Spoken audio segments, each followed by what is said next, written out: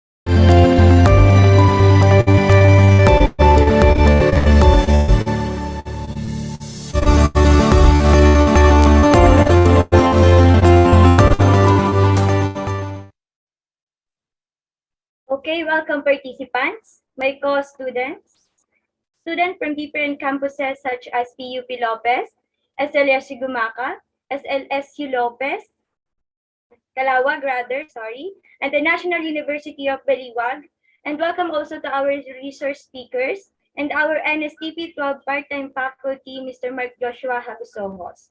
We heartily welcoming everybody to formally open this informative and engaging event. As we are about to begin, please be guided by our few rules and reminders. First, I would like to seek your cooperation in completing this webinar.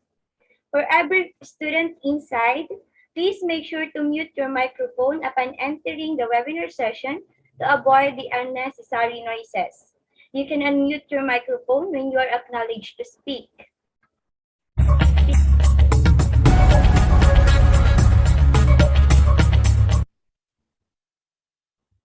You can turn off your camera if you face bandwidth issues and type your questions in the chat box, and the questions will be answered at the end of the speaker's discussion. I hope it is clear and understood. Thank you. For the continuation of the program, Mr. 𝐸𝐭𝐬 will play the national anthem, followed by the mission, vision, and goals of Philippine Normal University.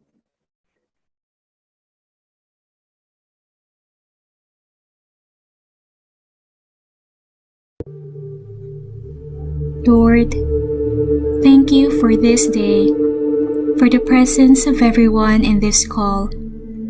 For once again, we are gathered and given the opportunity to appreciate life and your words. Forgive us for our shortcomings and cleanse our hearts as we learn and live your words and example. Father, bless our endeavors, especially today's meeting. May you guide us in our discussions, and may you enlighten our minds in every decision that we make. Give us your grace that we may effectively do our parts for your greater glory. All this we ask in Jesus' name. Amen.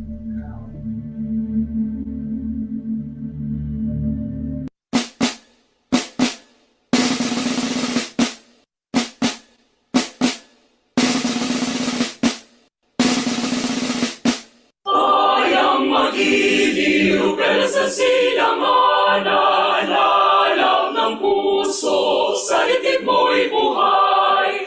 Lupang minirang, duyan ka ng magiging, sa manlulupa sisihil, sa dagat kabundok, sa sibuyas, langit pamagaw, may ginagang tula at awit sa paglayang minamahal.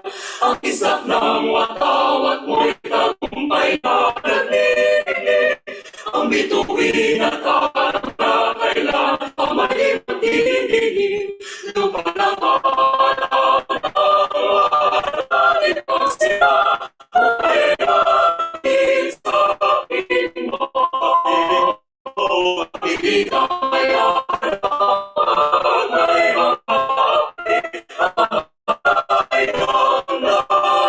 sa'yo.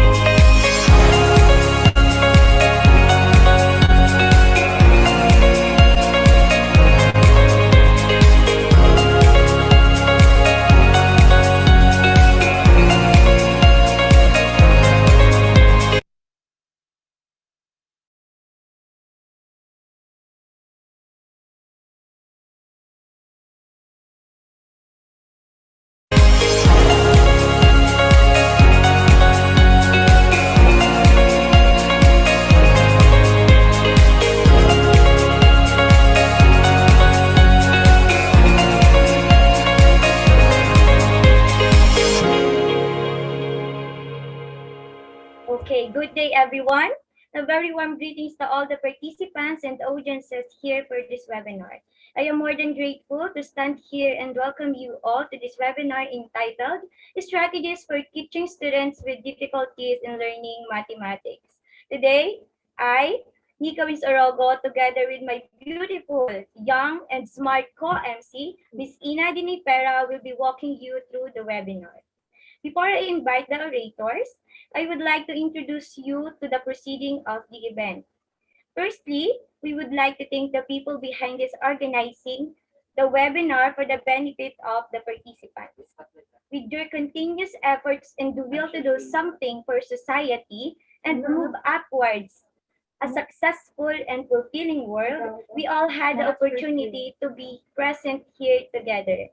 This informative webinar will not only guide us all, but also educate us regarding a variety of these pertaining to know the strategies to cope the difficulties on learning mathematics.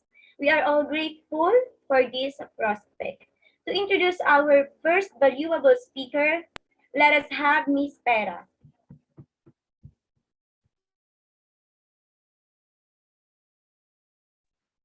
Thank you, Ms. Arago.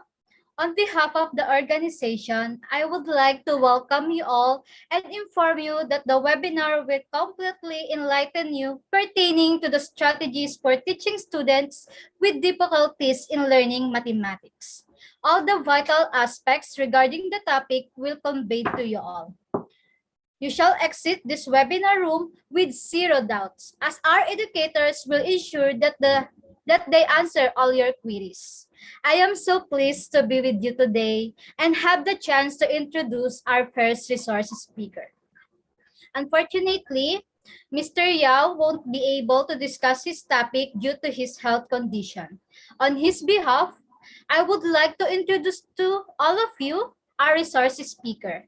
Our speaker for today is a licensed professional teacher. She graduated at Taguig City University with a course of Bachelor of Secondary Education, major in Mathematics, in the year of 2015. Year 2020, she finished her masteral education at 𝐸𝐭𝐻𝐸𝐞𝐚𝐜𝐡𝐞𝐫𝐬 College, Masters of Art in Education, major in Mathematics. Let us all welcome Miss Sarah Jane T. Martinez. Let us all give her a round of applause. Hello, good afternoon to each and everyone. Am I seeing the future teachers of our country? Yes, again, good afternoon to each and every one of you. Good afternoon to the faculty present here. And also good afternoon to the live streamers na meron tayo. Taray, pang international. Anyways, I would like to present to you my I would like to present to you, of course, my gratitude first, because, of course, for having me here. In behalf of Sir Lester Yao, I would be presenting him because of his condition, his health condition, actually. So I would be sharing my screen right now. Okay. So, do you see my screen po? Yes, ma'am po. Clear na po. Thank you so much. Again, do you hear me loud and clear? Yes, ma'am. Okay, so again, I would like to share to you some strategies in learning mathematics. I know you are having a hard time learning mathematics, right? Who among you here ay talagang nadadalian kapag nasabing mathematics? Do we have here some people na kapag sinabing mathematics, oh, piece of cake. Meron ba kayong ganun dito?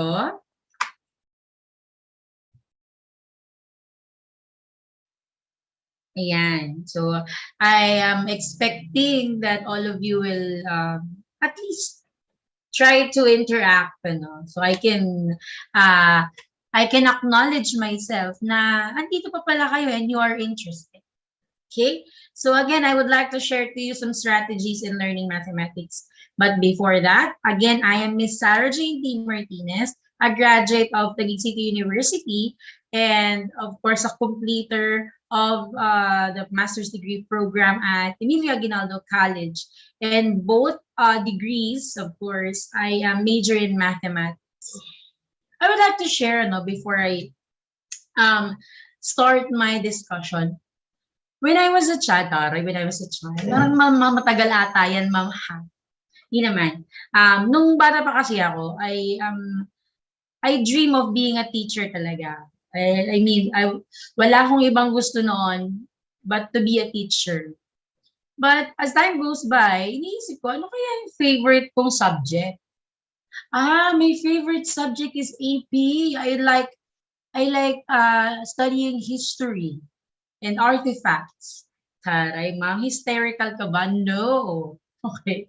So, as time goes by, naiisip ko, madali lang sa akin tong AP. Sige, kukunin kong major sa pag ako ay nag-teacher ay AP.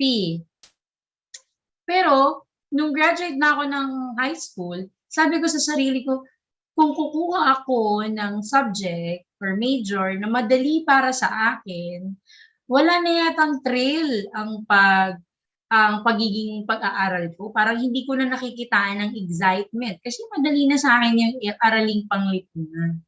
Why not? Assess ko yung sarili ko kung saan ako sa pinakamahina. And then here you go. I am a graduate of mathematics. Mama, akala ko ba mahina ka sa math, yet you're now sharing your expertise in learning mathematics. Kaya nga ako nandito because I would like to share these following strategies on how to learn mathematics in a simpler way. Hindi mo naman kailangan maging komplikado sa mga formulas and all. Actually, the very secret in mathematics is if you know how to derive, madali na para sa iyo. Hindi mo naman kailangan magkabisado ng formula. As long as you know how to derive formulas, transform lang yan, okay na. Madali na ang math. Pero, in other term, paano nga ba natin mas mapapadali, mamahina talaga ako sa numbers, paano ko ba mapapadali yung pag-aaral ng mathematics? So again, I will be your resource speaker in this topic. So here are some essential questions to explore today. What are the significance of strategies in learning mathematics, and what are the strategies in mathematics to help the students? So first, strategy number 1, record your lectures. In my time, syempre hindi naman uso yung cellphone, na nire-record mo yung prof mo. Actually, parang hindi ata maganda na yung professor mo or yung estudyante mo, ay yung teacher mo, i-film mo. Film, parang 1991. Okay.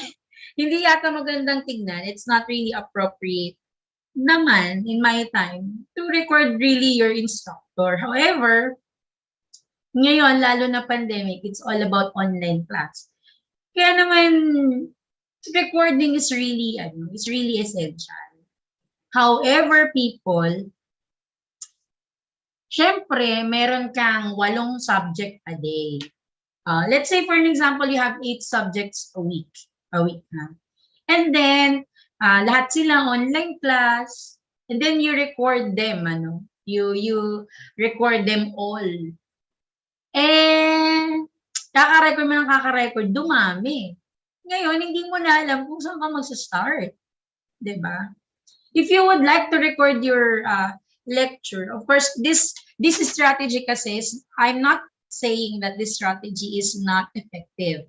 I believe in the multiple intelligence theory by Howard Gardner that we are all different in learning styles. We have different learning styles, no? So if you can afford to record your lectures, why not? Kasi pwede mo siyang balik-balikan. Pwede mo balik-balikan din yung teacher mo na nag-joke. Tapos, balikan mo kung saan nga ba ako tatawag dito? Okay? And of course, lalo na, most especially itong strategy na to, it is effective. And it can give you convenience, lalo na dun sa mga nag-work. Okay? Dun sa may mga kulang sa oras. Before I proceed to another topic, I have this saying. Meron akong quote na never believe in your stock knowledge talaga. Ma'am, matalino ako. I have a lot of stock knowledge. But do not be complacent. Huwag ka masyadong confident sa stock knowledge na meron ka. Kailangan, balik-balikan mo din. Matuto kang anong sabi sa kanta? Let's not bring the past back anymore. But ngayon, kailangan natin magbalik-balikan through our recorded lectures. Okay? Magandang mag-record ng lecture. It can give you confidence na, mapapaulit-ulit ko to. Okay, kahit wala akong masyadong time, di ako masyadong nakinig, mababalikan ko. Kasi no panahon na nagtuturo si ma'am, si sir, parang kaka-text lang po ng boyfriend ko or girlfriend ko na break na kami. So, hindi ako nakapag-focus. No? This is one of the strategy. You can record your lecture. Next po is set objective. Make sure to state objective on the first part so student will be able to know what to expect for the discussion. before, lahat naman tayo, no? Lahat tayo teachers dito. And lahat naman tayo aware that the first part of our lesson plan is setting objectives. Of course, bakit ba natin kailangan mag-set ng objective? Siyempre, nga naman, papasok ka sa gera, wala kang plano. Ma'am, teaching is not a war. Teaching ay hindi gera. It's about the art of transferring knowledge. In our reality, it's of course, teaching is actually an art of transferring knowledge. Ano? It's actually a process of facilitating learning. But, of course, you cannot deny the fact that you would be surprised. Pag nasa field na kayo, you would be surprised in almost every day sa mga nangyayari kasi iba-iba araw-araw. Para kang talagang nasa gera. No? Yung tipong may dumukot sa ilong, tapos piling na sa katabi, ayan, magsisimula na sila ng gera nila, diba? Hindi mo masasabi. So, always set objective. And always, anong tawag dyan? Set mo yung objective mo para alam mo kung paano, kung saan tutungo ba yung lesson mo. Mamaya niyan, turo ka ng turo ng addition, hindi mo naman ini-explain na yung addition na yan ay prerequisite ni multiplication.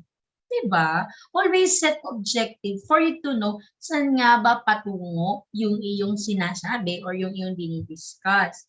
Diba? Also, balikan pa lang din tong record your lectures. Ano?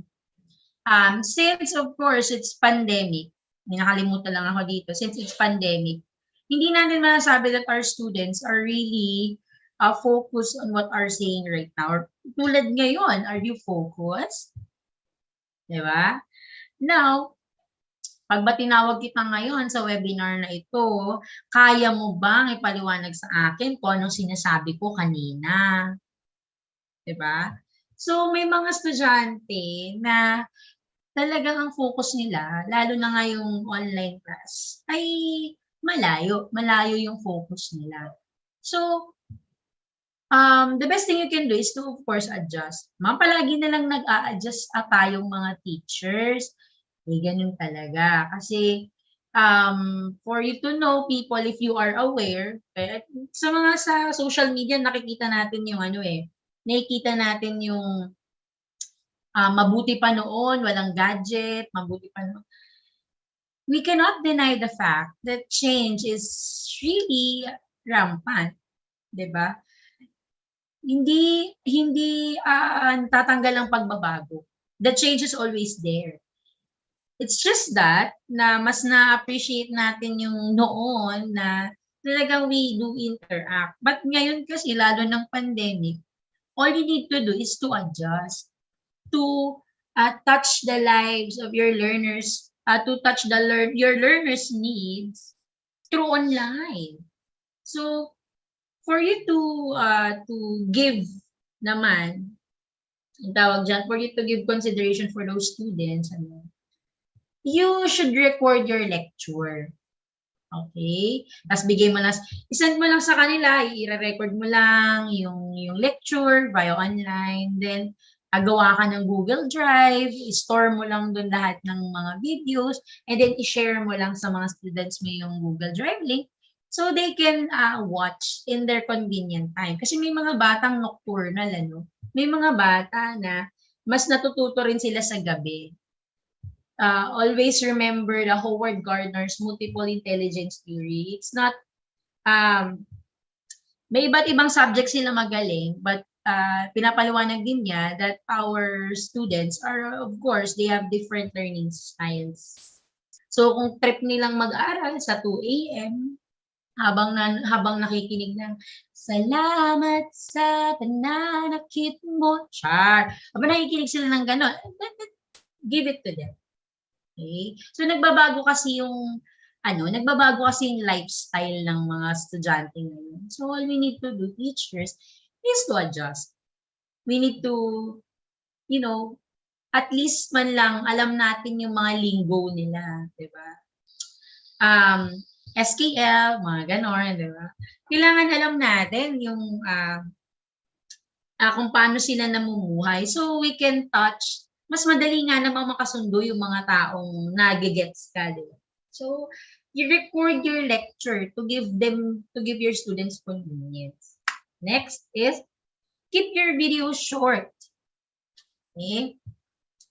At least 10 to 15 minutes, and if you have more to say, record 2 or more videos. Nakaka-board ang makinig sa teacher mo online. Alangin natin yan. Okay? So, for you to be an effective teacher, always look back. Nung estudyante ako, anong klaseng teacher ang kailangan ko? Now, answer that question. If you know the answer to that question, then alam mo siguro yung pakiramdam ng nanonood ka ng isang oras na video discussion. Nakakabagot. Ang gagawin na ng estudyante mo dyan is mag-skip ng mag-skip. Sayang yung effort mo sa mga sayang yung effort mo sa paggawa ng PowerPoint mo na may gumagalaw-galaw, tapos i-skip lang ng student, matutuwa ka ba doon? Diba? Medyo may kurot. Nag-effort pa naman ako. Sino ba namang tao ang ayaw ma-appreciate ang kanyang effort? Diba? Now, if you would like to record your video discussion, always be mindful. Diba? Record ka lang at least 10 to 15 minutes. Shorten mo lang yung discussion mo. Sa sa face-to-face classroom setup, we have this 45 minutes na discussion. Kasi we still consider the classroom management, and we also consider we also consider the discipline, diba? Yun nga yung sabi ko nga, classroom management. We also consider that. Pero, if you would observe closely, your discussion alone should be shortened. Short naman talaga ang discussion. Saan ka lang ba nahahabaan? Hoy, kunin mo yung kalat. Hoy, okay, tumakbo. Diba? Doon lang naman humahaba yung discussion.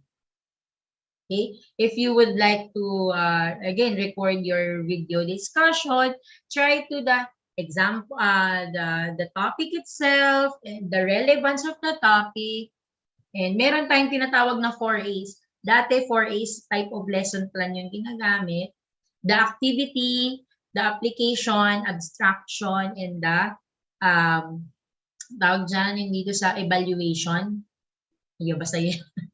Okay, yun. So, dati ganun yung ginagamit kong lesson plan. Pero ngayon kasi, iba na kasi, meron tayong tinatawag na daily lesson log. Kung saan, ilalagay mo lang doon, mag-i-input ka lang na mag-i-input, ano yung activity ng bata, ano yung topic, and then may additional information ka ba? After additional information, the example, and then after you give the example, you give the evaluation. Ganun lang yun. Okay? Nakakabagot nga naman. Kapag nga, di ba sa YouTube, naghahanap tayo ng how to multiply, ang pinipili natin yung short video lang, di ba? Ganun lang. If you would like to be an effective teacher now, be the teacher that you needed when you were a student. More. Next, allow the students to practice. Always remember, people, that practice doesn't make things perfect. Okay? Mom, practice makes perfect. Not that accurate. I'm not saying that mali yung proverbs na yun or yung quote na yun, but sometimes, practice doesn't make things perfect. Okay? But it makes things permanent. Okay? For an example, kakapaulit-ulit mo mag-add. Naabutan nyo ba yung papel na may butas? Naabutan nyo ba yun? Yung may addition, may add doon, series ng addition yun lahat, i-add mo, maraming i-add. Tapos may butas. Yun yung practice namin how to add eh. Noon. Hindi ko lang alam kung ano yung naabutan ninyo ngayon. Now, para saan nga ba ginagawa yung mga ganong klaseng materials? Kapag ang bata, pinaulit-ulit mo sa kanyang ipagawa, yung gusto mong ipagawa, he or she will not perfect it, but it will, tatatak sa sistema niya yun eh. Talagang pupunta na sa kanyang bloodstreams. Okay? Pupunta na yun sa sistema niya hanggang sa ma-adapt niya na at alam yun, yung meron tayong tinatawag na muscle memory. Yan, yung tipong how to tawag dyan, how to do multiplication by hand. Yan, how to do multiplication by hand. Hanggang kakapractice, ayan, alam niya na permanente na sa katawan niya. Now, if you would like to give your students some evaluation to practice, give them at least 2 or 3. Kasi kapag madami na, nagbabari kasi yan sa edad. Okay? Kapag bata, pwede mo pa yung mauto, o sige, 10, sige, 10. Pwedeng 10. Pero kapag as time goes by kasi, ang mga bata, nagkakaroon ng short term na lang yung attention nila eh. They have short term attention na lang. Na parang, kapag binigyan mo sila ng 50 items na pare-pareho, maboboard niya. Okay? So, allow them to practice, but still, always be, try to be sensitive and minimal tayo dun sa, paulit-ulit. Pero, if you are familiar with the 𝐓𝐞𝐚 has this strategy eh, tipong may 10 pages sila, tas yung bata nagsasagot lang na nagsasagot, dire-diretso, hindi na napapansin na almost pare-pareho na yung sinosolve nila, talagang nagiging permanente na yun sa katawan ng bata. So, allow them to practice still. But yeah, be sensitive kung gaano karaming ipapapractice mo. Next is write the steps on your slides. Sa ating mga mathematics teachers, I have this, of course, it's online. I have this pen tablet. Okay, I have this pen tablet. Are you familiar with the pen tablet? Yung magsusulat kayo dun sa tablet tas lalabas dun sa screen. Familiar naman, Now, of course, hindi mawawala sa isang mathematics teacher yung pagsusulat. Of course, paano mo may tuturo yan ng slides lang? Diba? How will you share to your students na ang guhit pala sa gitna ni numerator at denominator ay tinatawag na vinculum? How will you share to your students na ang tuldok pala sa maliit na letter I ay tinatawag na tittle?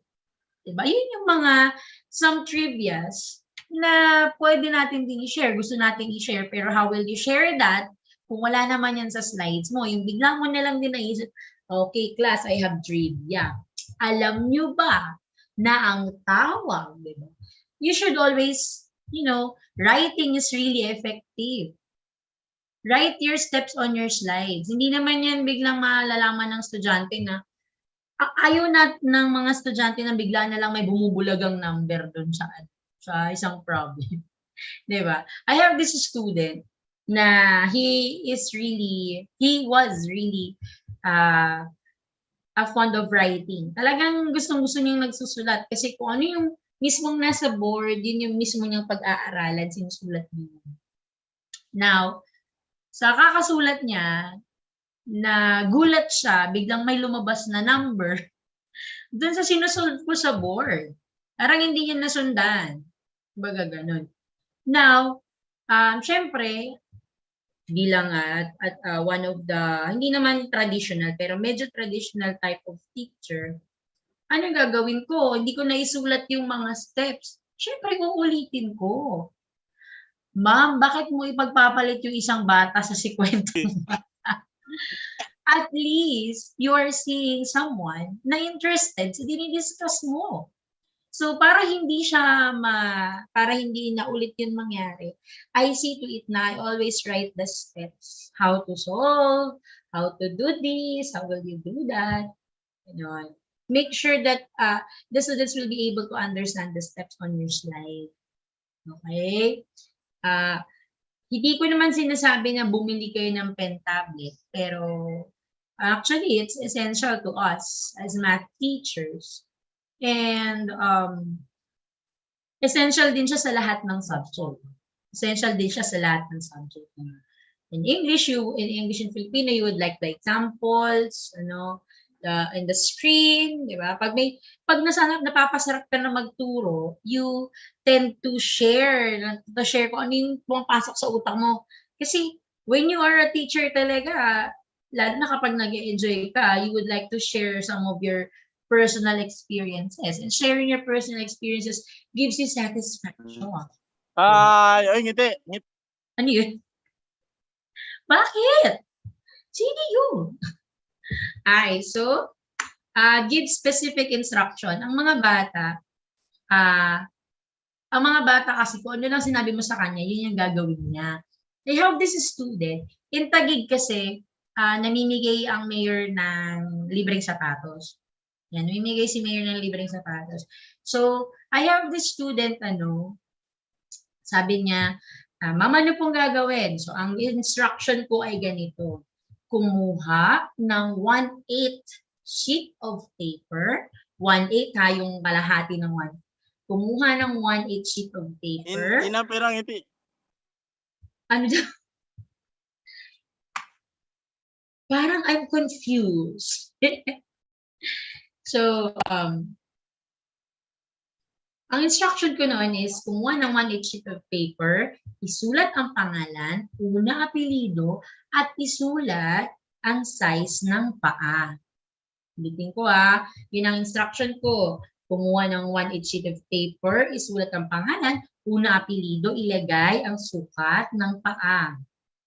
Ang ginawa ng bata, kumuha ng 1/8 sheet of paper, isinulat ang pangalan, unang apelyido, tinanggal ang kanyang sapatos, tinanggal ang medyas, at pilit isinulat ang sukat ng paa niya doon sa 1/8 sheet of paper. Mind the people that I am teaching mathematics in grade 7. Okay? So, diba? Mapapaisip ka, so na magagalit ka talaga kasi bakit di mo na siya instruction ko ang simple-simple? Hindi naman talaga kasya yung paa mo dyan sa 1/8. Diba? Yun ang unang magiging reaction. But however, na-realize ko parang okay, parang may lapses dun sa pag-give ko ng specific instruction. Always remember that make sure that instructions are clearly stated to students to avoid confusion. Ang mga bata palagi yan confused. At ang mga bata palagi yan palatanong. Yung tipong, get 1/4 sheet of paper and answer the following. Ma'am, 1/4 po? Opo. Diba? Always give specific. Ayaw nating mga teacher ng paulit-ulit. Diba? Give them a very specific instruction. Another story. Yes, ma'am. I was also teaching English. I also taught English in grade 7 back then. Ngayon, ang topic namin is preposition. Ngayon, ang instruction is draw. I-drawing mo daw kung ano yung sinasabi ng sentence. Ngayon, ang sentence, ang sabi niya ay, the mouse hid on its hole. The mouse hid on its hole. So, ang drawing na ginawa niya, gumawa siya ng hole ng daga, nag-drawing siya ng mouse ng computer. Makes sense, right? So, strategy number 7, use existing resources.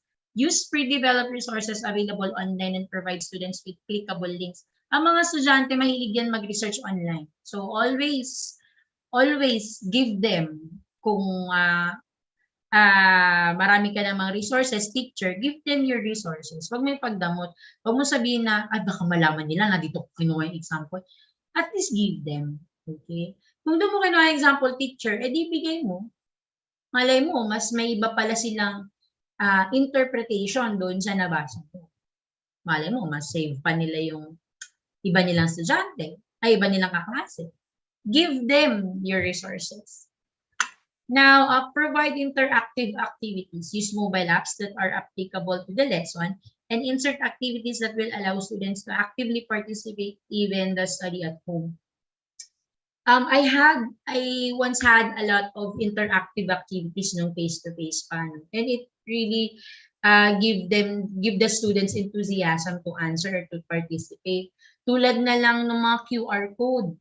Ayan, meron silang QR code isa-isa and then I will scan them one by one. Nakikita nila sa screen.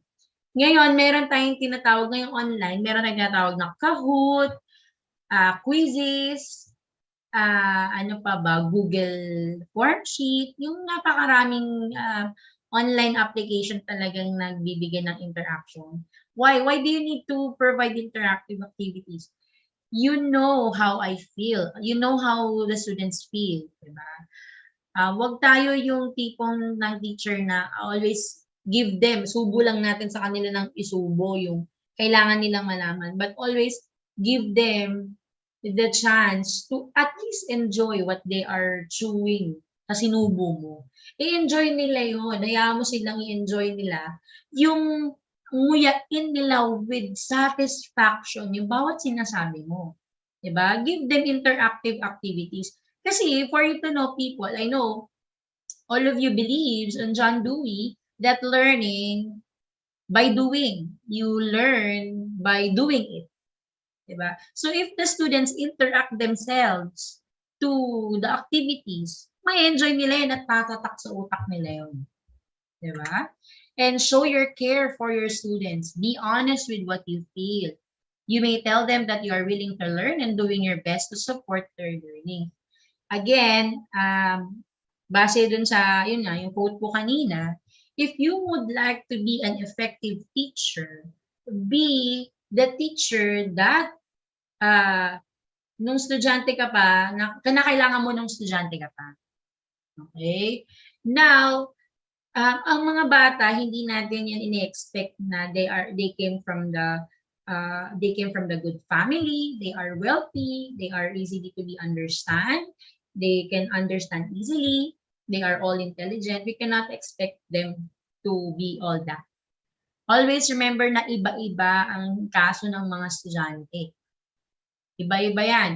And sa 50 estudyante na meron ka sa classroom, do not, at least try your best, do not make a student feel that they are left behind. Kasi malay mo yung batang yan, may problema pala sa bahay, tas nadala niya sa school, tapos natabig niya lang yung table mo saglit, nagalit ka na, di nag-trigger ng kanyang anxiety. And lalo pa ngayong online, diba? Make them feel they are existing. Kasi yung mga estudyante ngayon, they don't feel that they exist because it's online. Na okay lang naman maging troll kasi hindi naman ako kilala ng teacher ko. Make them feel they are existing. Ang suicidal rate ngayon online is very spiking, for you to know. And I had also 3 students who were a victim of suicide. So at least make them feel that they are not alone. Ma'am naman, napakadami ko nang ginagawa, napakadami ko nang iniisip. Iisipin ko kay mga estudyante ko. You are in the teaching field wherein it is a field of compassion. Okay? Make them feel love. You don't just teach, you touch lives. And strategy number 10, let students take control. Ask students to support and consult one another to maximize the teaching and learning process. Post a couple of questions to help students break the ice and start conversation. Ngayong online, mahirap talaga yung mahirap talaga yung mga, ma-assure mo yung mga estudyante mo that they understand what you are talking about. Nung face-to-face, I have this strategy na after the quiz, tinitignan ko kung sino pinaka-lowest and tinitignan ko kung sino pinaka-highest. Ngayon, ginagawa ko sa kanila, pinagtatambal ko sila, nagkakaroon ng learning body. Ngayon, sinubukan ko rin nung online, na magkaroon ng learning body. Pero hindi pwedeng dalawa lang sila kasi baka mamaya, you know, the feeling is gone. Char. Okay. Hindi ko lang ginagawa na dalawa sila. I try to manage na 3 to 4. Mas kapag kasi, ma'am, bakit hindi 10? Kasi you have a big classroom size, no. I don't do that napakadaming grouping ngayong online. Kasi, masyadong magulo. Yeah. At least nung kung face-to-face, at least kung marami sila, they can, you know, they can do brainstorming. Pero ngayon kasi online, you are not sure if how will you make your students feel that they exist? Diba? Kung napakadami na nila, hayaan mo nila. Try to do that when you're in the field na in that case kasi na konti lang sila, they can take control of what is, what are you trying to make them do, 'di ba? Ang mga estudyante takot lang yan, pero some of them really have this gusto nilang mag-lead. Okay? Next, strategy number 11, master the basics first. Of course, in teaching mathematics, of course, you need to teach the basics. Okay? Now, what are these basics? Of course, addition, we must know addition, you must know subtraction, you must know addition for you to multiply, you must know multiplication for you to divide, you must know that the opposite of addition is subtraction, you must know the number theory, diba? You must know things. Of course, syempre, paano mo tuturuan yung bata ng higher mathematics if he or she doesn't know the basics? How will you teach them the fraction if they do not know the division? Actually, my thesis title when I was in my undergrad was about division, was about the fraction.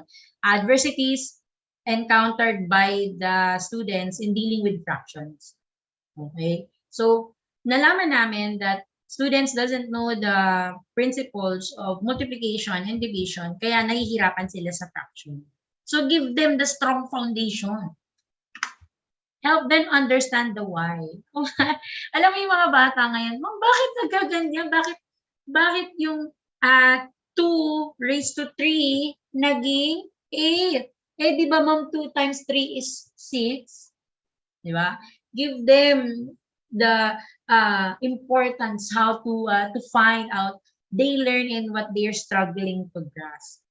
Mga batang palatanong, patulan nyo na minsan. Okay. Pero yung mga batang palatanong na yan, they nagbibigay sila ng buwisit sa atin. Pero if you would think, if you would see, nakakatuwa na, they are interested in me. Ganun. And make it real. One of the best strategies to make math relevant is to show students how mathematics connect with their lives or real life. Nung nagturo ako ng conversion of metric system to English system, nagturo ako niyan, they can easily understand it. Why? Kasi yung mga units na ginagamit natin ngayon is na alam nila, na nakikita nila. Like the clock, madali kong itinuro yung conversion of time. Kasi madalas nilang ginagamit. If you would like to, again, another tip, if you would like to kind of be an effective teacher in mathematics, try your best to make it real. Try your best to relevance niya in real life. Saan ba ginagamit yung math na yan? Pag bumili ako ng suka, Ma'am, pabili po ng square root of 4 na suka. Diba? Now, make them real. Sabihin mo kung saan ba yan ginagamit. Magkwento ka. You know that King Henry VIII invented 1 yard. Sabi niya that the tip of his middle finger and his chest is actually the 1 yard. Ganon. Magkwento ka. That would be all. Thank you. Okay. Thank you so much po, Ms. Martinez, for an enlightening, entertaining, and knowledgeable presentation po. na binigay niyo po at pinakita sa amin para po malaman ang strategies for teaching students with difficulties in mathematics. Talaga po ang pakikinig po sa inyo ay hindi po nakakasawa. Nakakaingat niyo po, ma'am. Thank you so much po. We sincerely appreciate having you in this discussion po. So, we will now proceed to the question and answer portion or the open forum. Kung sino po dito sa ating webinar hall ang may katanungan at gusto magtanong po sa ating research speaker ay mangyaring i-unmute po ang inyong microphone, i-comment na lang po ang inyong katanungan sa ating chat box. Ano to? Para naman po sa ating mga nasa YouTube live, mangyara lamang din po na i-comment sa ating comment section ng inyong katanungan. Maraming salamat po.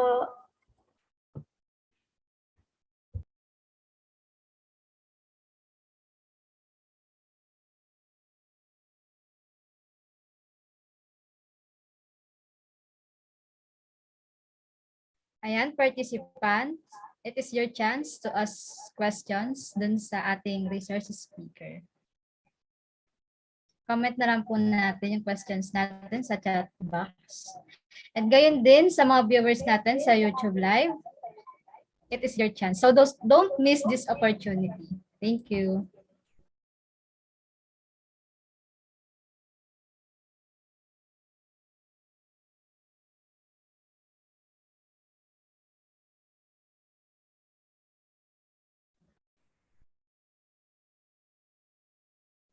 Hello po. Ayan, meron po ditong question. So, ayaw po niya ipabanggit yung name niya. So, anonymous person. So, ang tanong niya po dito sa direct message is, as a mathematics teacher, how important is the relationship I have with the students?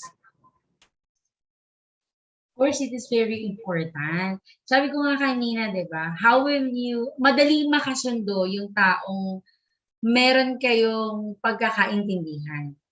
Now, kung ang bata, naiintindihan mo yung sitwasyon niya, madali para sa kanyang intindihin yung sinasabi mo. And it is very important to build rapport. When I say rapport, it's relationship. It is really important to build relationship so you can gain their trust na, okay, lahat pala na sinasabi ni ma'am ay talagang nakakatotohanan at walang halong kasinungalingan. No? In every, hindi lang naman sa mathematics, in every subject, also in everyday life, for you to understand life, you must build relationship to life.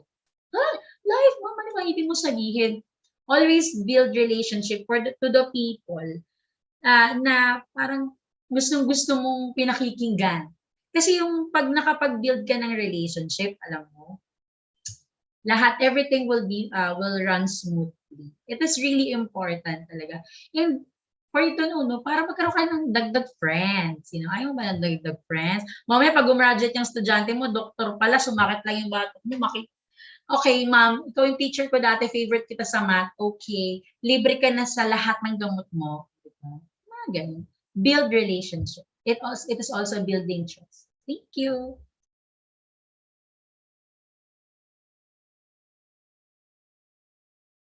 Yan, thank you so much po for your answer to the question of the participant. Sino pa pong merong katanungan? Feel free to ask po. Wala pong maling katanungan at handa po si Ma'am Sara para sagutin ang inyong katanungan ngayong araw. Ma'am, follow-up question lang po about dun sa first question kanina. What is your recommended strategies para mas mapagtibay po yung relationship between the student? As a mathematics teacher po, lalo na po sa setup natin ngayon. Talk to his or her parents. Kasi ang mga, alam natin, and we are all aware that some of the students really don't open to they are not open to their parents. Ngayon, try to talk to their parents.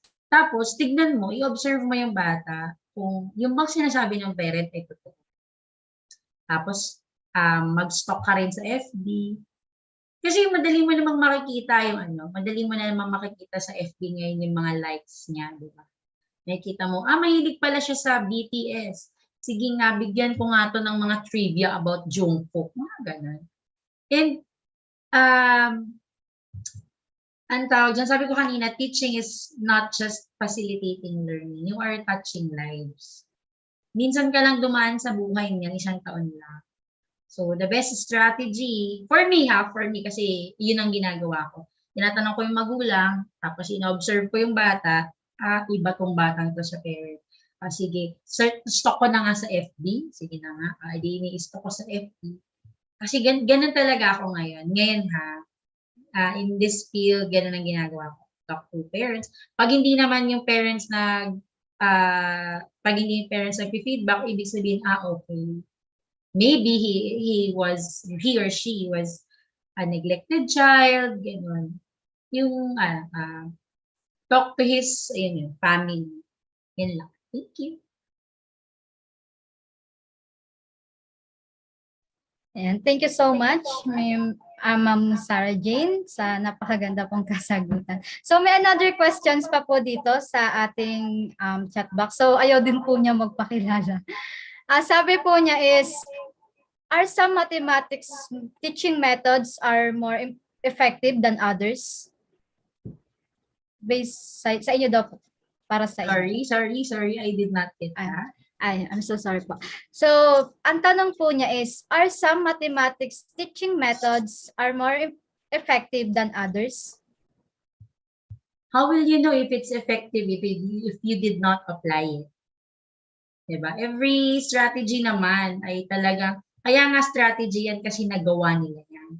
Now, in your case, how will you know that's effective to you or effective in teaching in all mathematics if you don't try it? Ma'am, ibig sabihin ba I should try every strategy?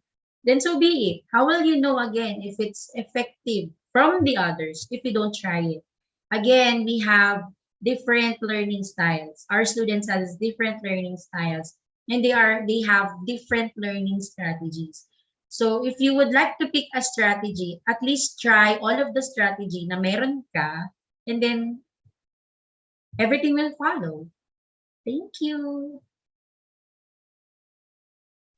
Thank you so much po, ma'am. Talaga po yung ating Q&A ngayon ay para tayong nanonood ng Miss Universe.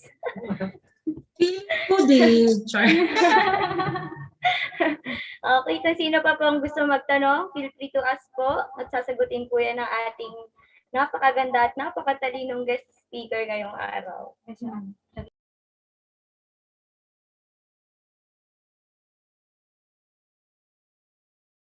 Okay, ma'am, meron po tayo dito sa chat box. Galing po kay Miss Iliha Rivero. Sabi po niya dito, do students' backgrounds influence how they learn mathematics? Actually, sometimes yes. Oftentimes yes. Madalas yes. Kasi I had this student na engineer yung family background niya. Engineering. Ang tatay niya ay construction engineer. Ang nanay niya ay electric engineer, as well as his brothers. They're all graduate of engineering. And parang maning-mani na sa kanya yung tinuturo ko. Madali talaga yung kapag yung background mo is yun nga na is all about that engineering. Madali lang matuto. Pero ma'am, kapag ba sinabing pala English yung mga magulang ko, mahina ako sa mathematics dahil puro English yung sinasabi nila. Di naman. Kaya nga, oftentimes, madalas nakaka-affect talaga yung background ng estudyante in learning mathematics. Should I encourage students to use their... Yes, of course. You should... Ayan, sinagot ko na, no? Ayan, inunahan ko na. Yes, of course. Traditionally, mathematics is boring. We all know that. Numbers na naman. Ano bang ginagawa niyan sa buhay ko, di ba? But as time goes by, different strategies are there, di ba? Yung mga strategies na ay talagang arising. When you learn, if you want to learn geometry, you should just get a ruler, get a pencil, get a protractor. But meron tayong tinatawag na GU board. Diba? Meron tayong tinatawag na GU board. Let the students create their own creativity. Let your students have their creativity to learn mathematics. Diba? Dati, gustong-gusto mo lang mag-aral ng area, yung area, magkakabisado ko ng formula. And then, ayan, may GU board na naman. Ano ba yan? Nahihirapan na akong mag-aral ng addition, subtraction, multiplication, division of algebra. Then, there was this algebra tiles. I hope you're all aware with these materials. I'm all using it. It's really effective. Yeah. And dati gusto mo lang pag diniscuss yung permutation, the series, diba? Ano ba yan? Magkakabisado na naman ako ng formula. Then we have this Rubik's Cube, diba? We have these tangrams. You should try to encourage students their creativity. Kasi one time I have this student na we study area. And meron siyang pin-present na mga strips ng mga paper. They have different measure. And then kahit anong gawin ko, nagpapare-pareho, nag-equal in size. Nakakatuwa yung ganun. Kasi kapag in-encourage mo yung students mo na mag-come up ng creative stuff in mathematics, makikita mo, oh, they are really interested and they really understand what you're trying to say. Yun lang. That's all, and I thank you, Char. Thank you so much po, Miss Martinez. Ngayon po, meron pa po bang gusto magtanong? Okay, if there's none, for the awarding of the certificate of appreciation, I will give the floor to Ms. Vera. We have here a certificate of appreciation for you, Ms. Martinez. Please accept it with our sincere thank you. The certificate contains Philippine Normal University, South Luzon, the National Center for the Teacher Education, Technology and Livelihood Education Hub, Lopez, Quezon. Certificate of Recognition. This certificate is awarded to Ms. Sarah Jane T. Martinez for sharing her valuable insight and knowledge as a guest speaker on accelerating actions on I'm so sorry po. During the PNU South Luzon NSTP 12 webinar series hosted by BEMC2, given this 6th day of August 2022. Signed by Cyrene C. Asanya, the NSTP coordinator, Mr. Mark Joshua Hagasahas, the NSTP part-time faculty, and Mrs. Amor F. Lunisa, the Dean for Academics and TLE. Thank you so much, ma'am. Ayan naman po, ma'am. Ma'am, pwede po bang wag po muna kayo mag-off ng camera para po sa ating photo off? Sure. Ang lahat po ay inaanyayahan na mag-open ng kani-kanilang camera para po sa ating photo off kasama po ang ating research speaker ngayong araw. Open na po ba? Yan. Ayan po, first slide muna tayo. On the count of 3.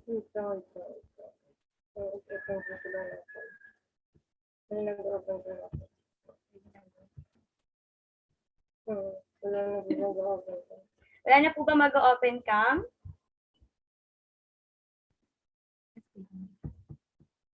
Okay, ready na po? Okay. First slide po. On the count of 3. 1, 2, 3, and smile. Okay na po? Second slide naman po tayo.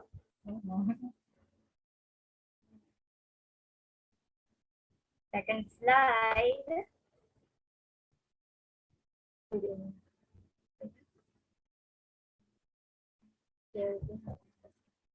Second slide po. Ngiti ng parang nanalo ng 4 million pesos sa loto. Yan. 1, 2, 3, smile. Okay na po. Thank you po. Ayan, muli po, thank you so much, Ma'am Sarah Jane T. Martinez, for giving us the opportunity to having you in this discussion. We appreciate po talaga. Thank you so much po. At sa lahat po ng participants, salamat din po sa inyo. Ay magkakaroon po muna tayo ng 3 minutes break para po sa second part ng ating webinar. Stay tuned. Thank you.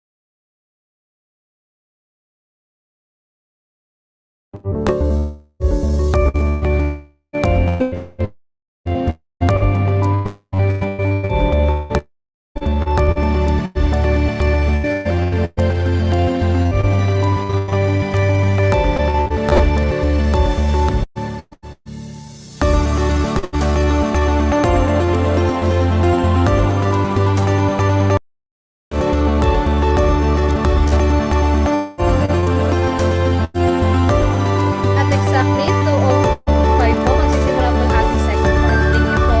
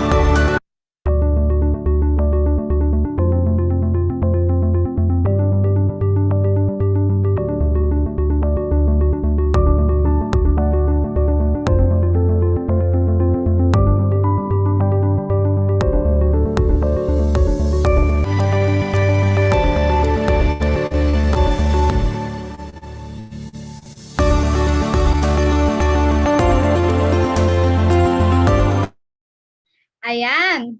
Welcome back, participants. Kamusta naman? Nakainom na ba kayo ng tubig? Nakapag-shake-shake na ba ng katawan? Ayan. Bigyan nyo nga ako ng thumbs up or heart react if ready na ulit kayo makinig sa ating next resource speaker.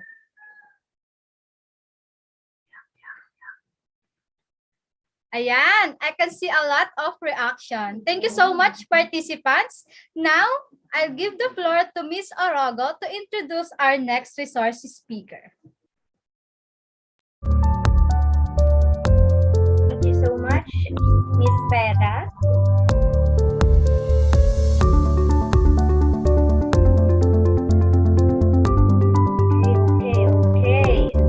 Okay. For the next part of our program, we are pleased to welcome our second speaker. He was a former ABM student who completed his senior year as an honor student at Santo Domingo National High School in Calawag, Quezon.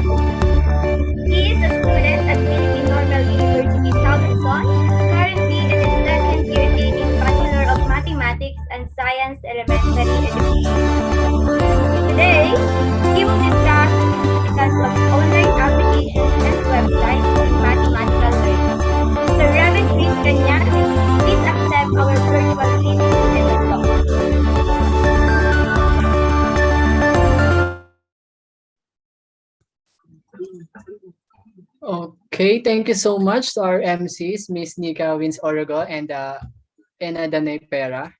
And good afternoon, everyone, to our distinguished participants, to our facilities and the staff, teachers from elementary schools, students from PUP, SLSU Gumaka, and New Baliwag, co-PNU ones to our viewers via YouTube Live, and everyone here in the Zoom, good afternoon. I am your resource speaker, Mr. 𝐓𝐿𝐿𝐴, and I am now about to discuss the significance of online math applications and websites in learning mathematics.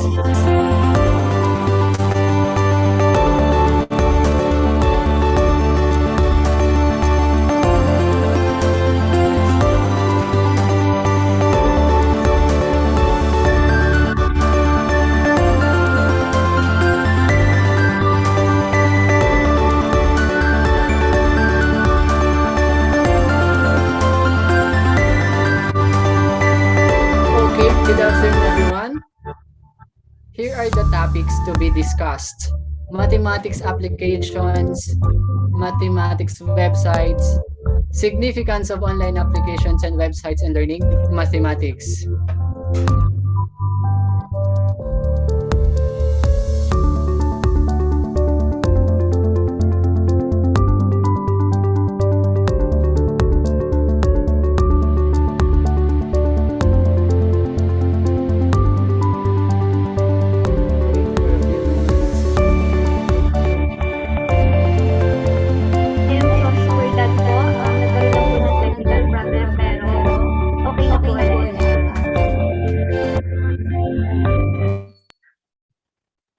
Sorry for that. Nagkaroon lang po ng technical problem at sorry po at hindi po inaasahan. Okay. Ayan. Okay na po ulit. Pasensya na po. Thank you. Okay, binabalik ko na po ang ating stage floor to our research speaker, Mr. 𝐓𝐿𝐿𝐴. Okay, thank you so much. I'm sorry for some interruptions. And before we proceed to our main topics or main presentations, I have here a quotation from Shakuntala Devi. He is an Indian writer and mental calculator. According to him, without mathematics, there's nothing you can do. Everything around you is mathematics. Everything around you is a number. Okay. According to these quotes, totoo ito, para sa akin totoo to, kasi lahat ng ganap natin sa buhay, lahat ng ginagawa natin, nandun ang mathematics. Even our own birthdays ay numbers. So supposedly, it is mathematics.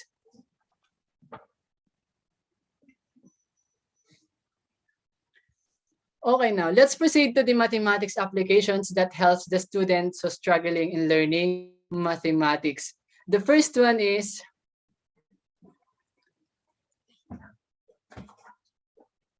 the first one is the Jungle Time. It is featured by the New York Times. It includes a multilingual talking animals clock and animal spaces to help young children learn tell time.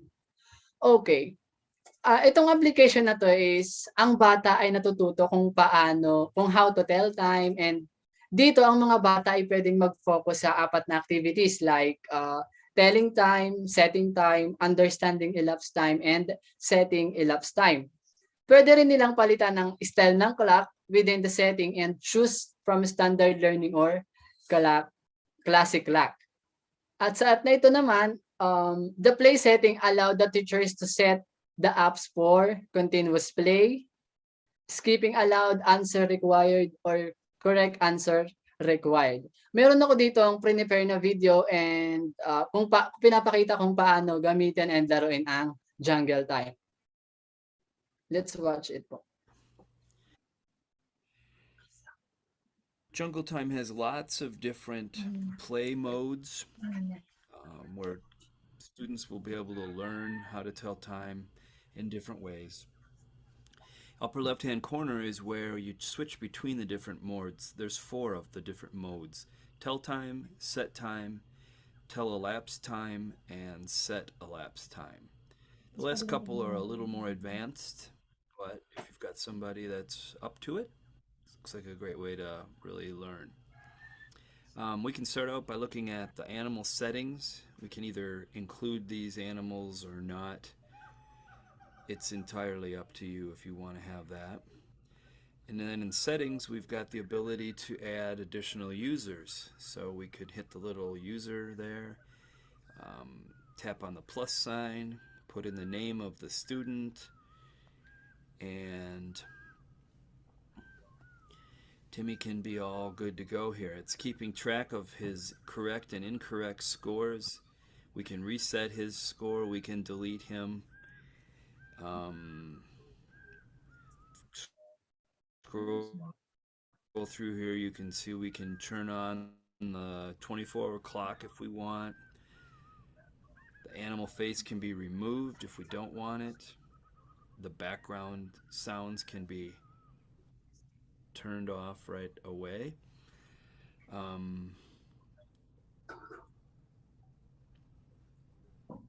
All kinds of settings to play around with. Let's take a look. There's also a learn section where it just is an overview of what clocks do and what the different hands and all the different parts of the clock are all about. The minute hand, telling time, what it means to go forward, half on.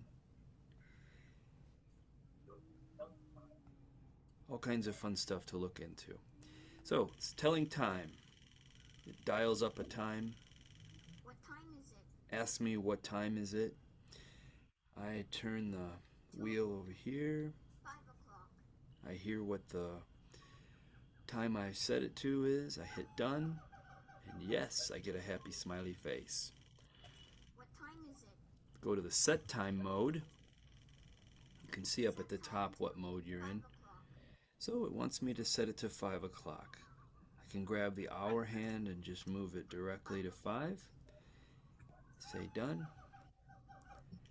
Big happy smiley face. 9 o'clock. Let's say that we set it to 9:01. 01.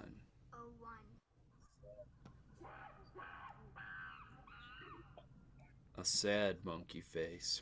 It is not 9:01. 8. Sorry. 9 o'clock. That's. Look at the tell elapsed time mode. Behind is the second clock. Second clock is 2 hours behind. Hours.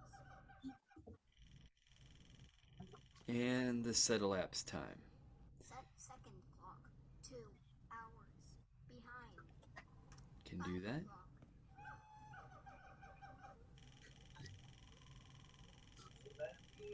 Set second clock. 1 hour. Ahead. So that is jungle time in a nutshell, and I hope you like it. Okay, that is the jungle time.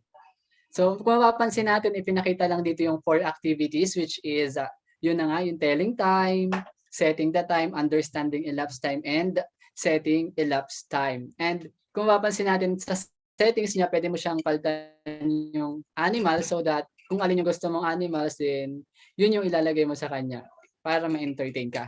Like for example, look at the monkey. If your answer is correct, and then it is going to smile, and if your answer is wrong, it kinda sad or disappointed. Okay. The next math application is the operation math. Sa app na ito, magkakaroon ng pag-encode ng name which gives you a detailed screen. It is said to be sizzling with excitement according to Teacher with Apps. It makes kids practice their basic math skills while accomplishing mission. This operation math is a strong, isa siyang arithmetic game for kids wherein nagbibigay siya ng brief introduction sa game overall goal, which is to stop Dr. Ad for completing his evil plan. Dito, they can choose to undergo training or to take on a new mission. Pwede ring mamili si players kung ano yung gusto niyang makuha for completing missions progressed. Magkakaroon din ng practice training para maging ready ang players sa kanyang mission. Kids practice their skills by completing missions that requires speed and accuracy. And after the practice, napapansin natin na ang bata ay nagiging fluent pagdating sa four major operation, which is the addition, subtraction, multiplication, and division. Ngayon, may pinrepare din ako ang another video on how to play the operation math application. Welcome to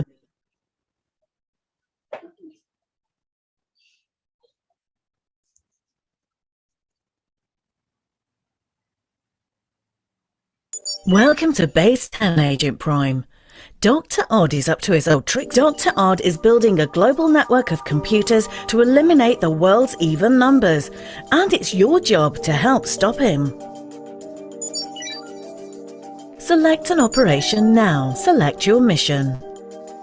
The City of Light will see some very dark days indeed if Dr. Odd completes from the Eiffel Tower. You have just 60 seconds to complete your Paris mission and escape through 17 doors. Bonne chance!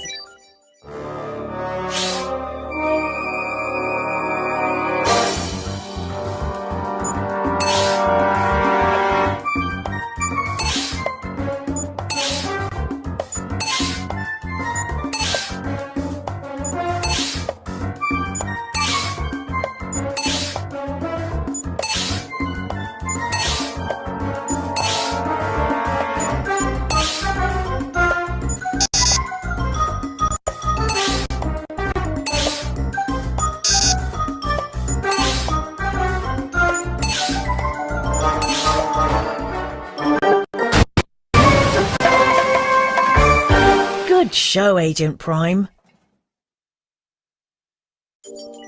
Select your mission. There's a gremlin in the Kremlin, Agent Prime, and his name is Dr. Odd. Reliable sources indicate that he has just...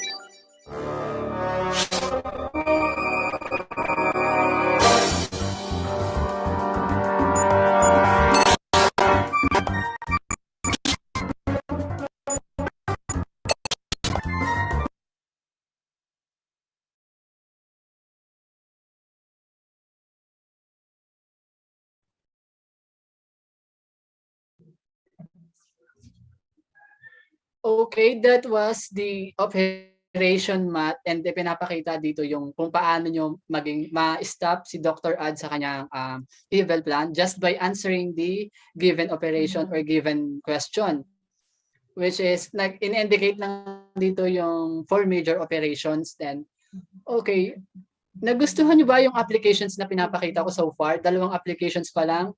Can you just heart react if nandyan pa kayo, kasama ko pa, and kung nagiging interested ba kayo dun sa mga applications na pinapakita? Okay, thank you so much. Okay, now let's proceed to the third application. It is the math matter.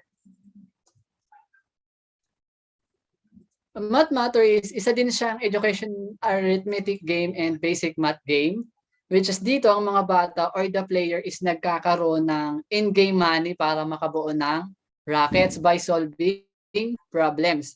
Pwede silang mamili for addition, subtraction, multiplication, and division. And then, sa game na to, bawat operation is may question at 3 difficulty levels, like easy, medium, or hard. And habang pahirap ng pahirap ang tanong, well, basically, mas malaki ang in-game money na na-earn ng players to build their rackets. Isa itong helpful app kasi unique game siya, not just nagiging interested ang mga bata, at the same time, natututo sila ng mga basic math concept. Math can be fun. Math matter has a kids building rackets while solving math, as what I said kanina. Here is the video kung paano siya ginagamit o nilalaro. Hello! Today I'm going to show you how to use the app Mathmateer. This app is fun and free. So, when you first log on, you get to create an avatar or you can just play. So if you want to create an avatar, hit 1, and then you get to create an avatar. You can choose aliens or an astronaut or anything like that. And then you get to have a rocket too. Once you are done choosing your avatar, you can launch or hit new mission.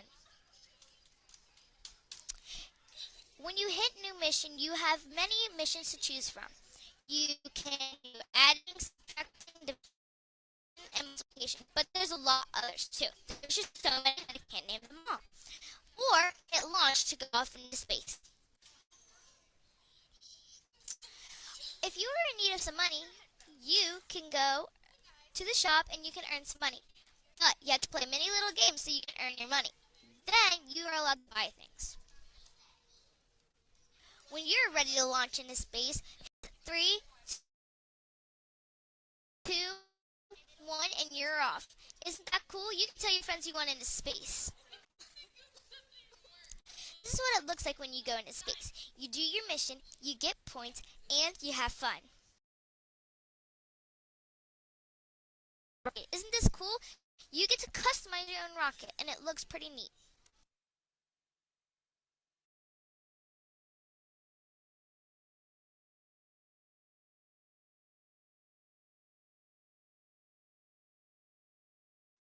I hope you enjoyed blasting off into space while using Mathmateer. Isn't it fun? I give my credits to Bing, Google, and PhotoStore. This is for educational purposes.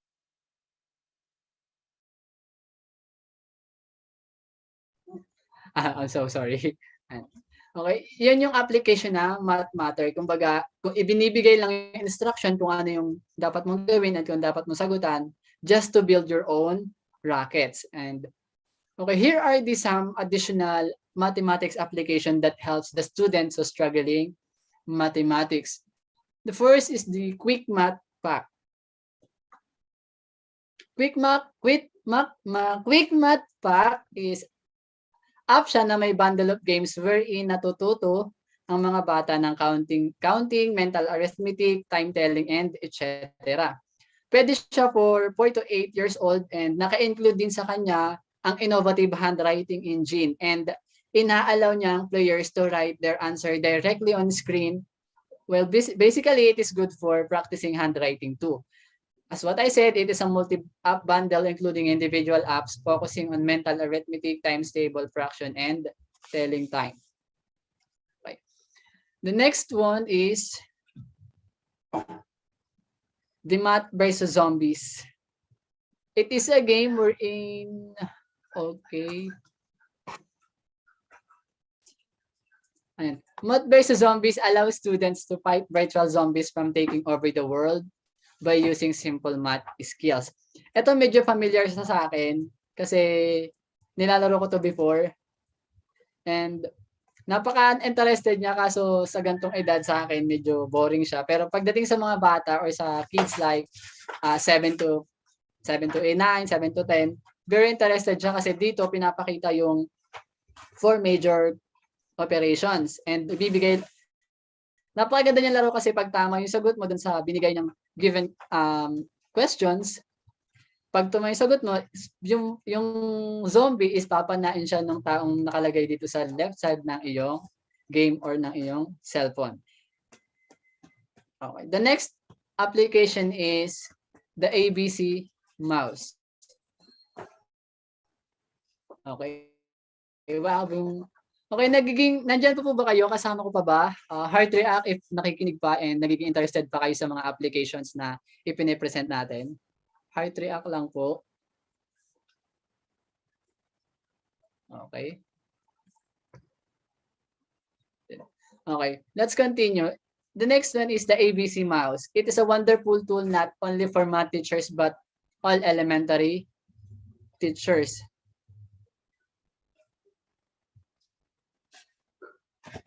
Lahat ng subjects is naka-include sa kanya, pero ang focus niya in mathematics is recognizing and counting numbers from 1 to 120.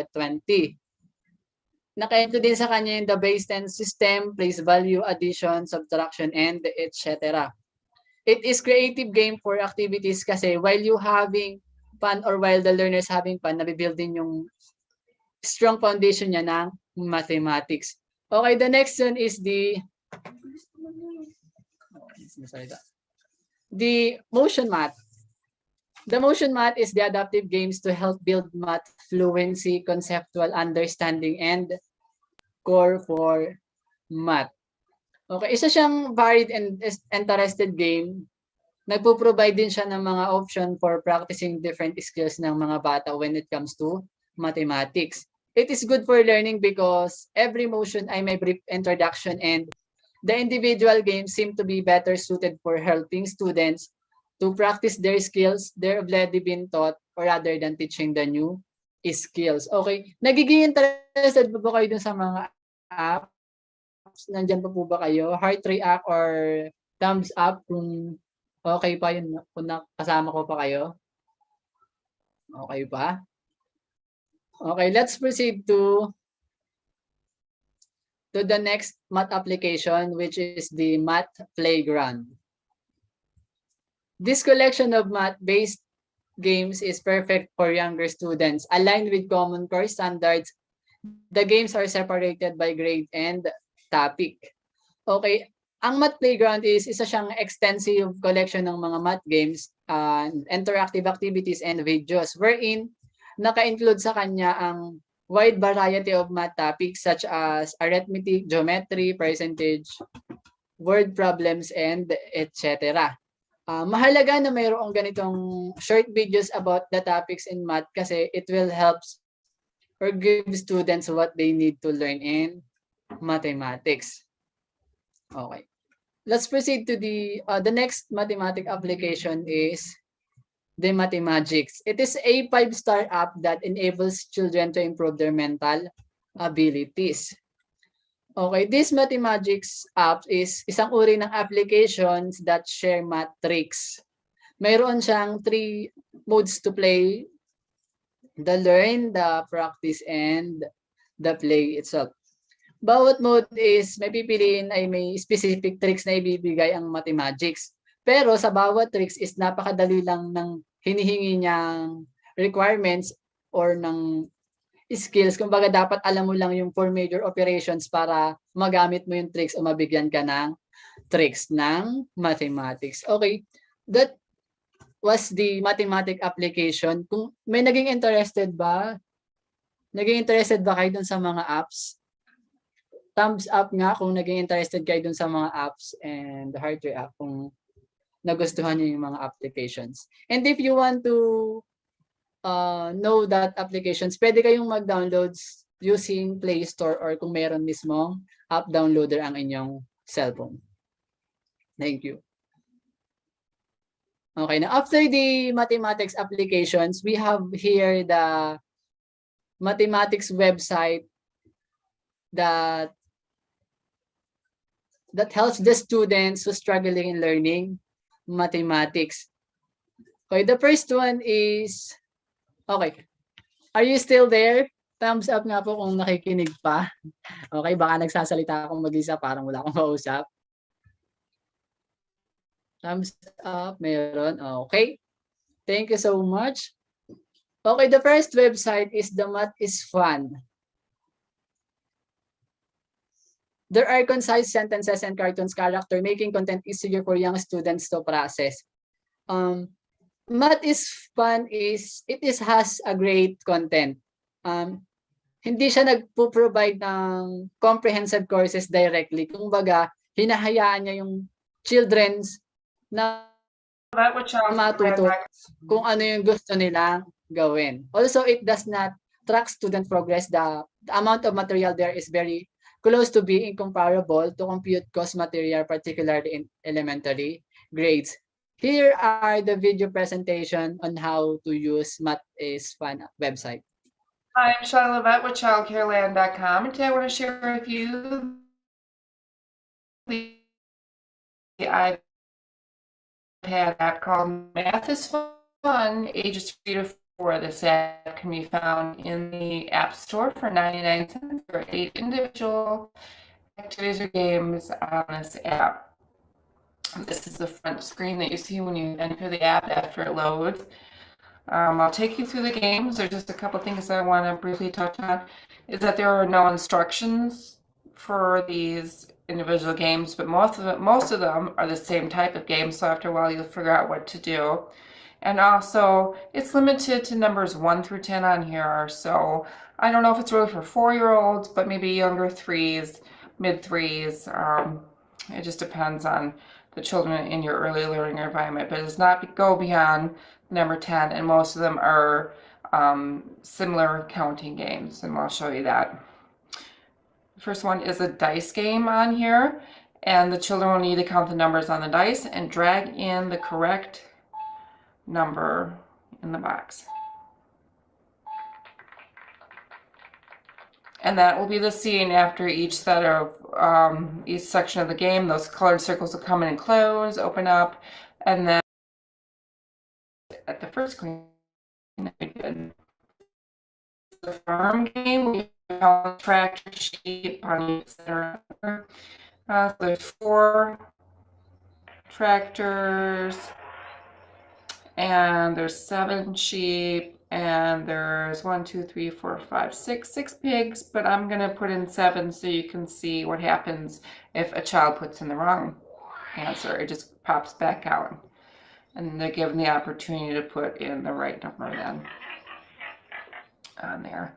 So once this is all filled again, those colored circles will come in, open up. These will all be in the same spot, but there'll be different numbers of them.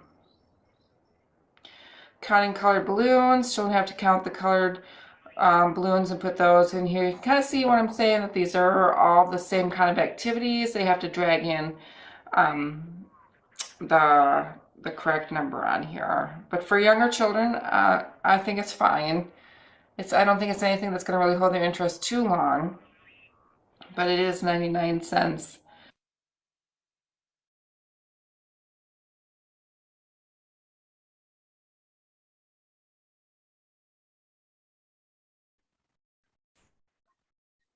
Okay, that is the Math is Fun website. So pinapakita niya doon kung paano siya gamitin and kung ano ba yung mga naka-include na topics and kung paano niya matuturuan ng bata. And yung website ng Math is Fun is sinend siya ng 𝐟𝐚𝐻𝐞𝐚𝐜 sa comment section. Nandun po yung link ng website ng Math is Fun.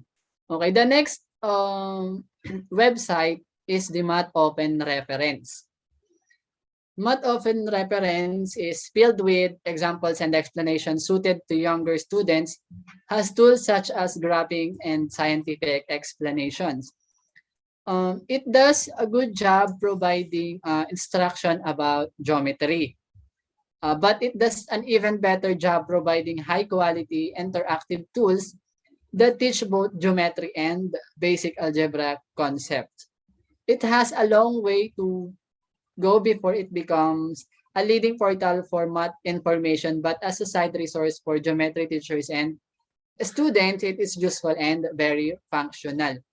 Here is the video on how to sign up in Math, or how to use Math Open Reference. Want to go through is Math Open Reference, and you can see up here it's just mathopenref.com. And what this site provides you is kind of a tutorial that you can show students. It's not much for students to use on their own, although that can happen, but it's something that I think could go along really well with, as you're talking about something, help the kids visualize it. This is a free, everything you see is free. It works on any browser. And so I think by allowing to create this kind of visual representation of what you're talking about, you're answering to different learning styles that are in your classroom, which is the ISTE Teacher Standard 2C. And one thing that you can do, I haven't tried it myself, but I kind of would like to, is give the kids a topic to learn about and kind of have them go to this website to kind of figure it out on their own, or figure it out in a small group. Something where they are in control of their own learning, with obviously us kind of in the background helping that learning happen. One thing that I see using this in is in the construction unit in geometry, helping the kids learn how to construct different parts of triangles or different shapes, etc. The one thing I wanted to go through was when we're talking about congruency of triangles and proofs and the different theorems. In my experience, kids really kind of struggle with these two right here. Okay, well, we have these theorems of proving triangles congruent that does work, but why don't some of them work? Kind of trying to explain that. And so if I click on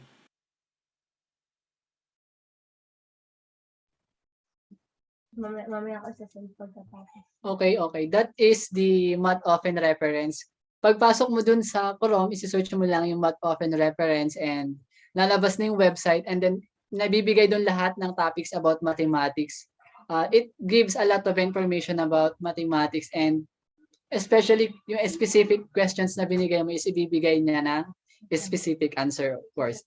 And then yung link nung math open reference is nandun ulit sa comment section or sa chat box. Pwede nyo siyang makuha para ma-open and malaman nyo kung ano yung naka-include sa kanya.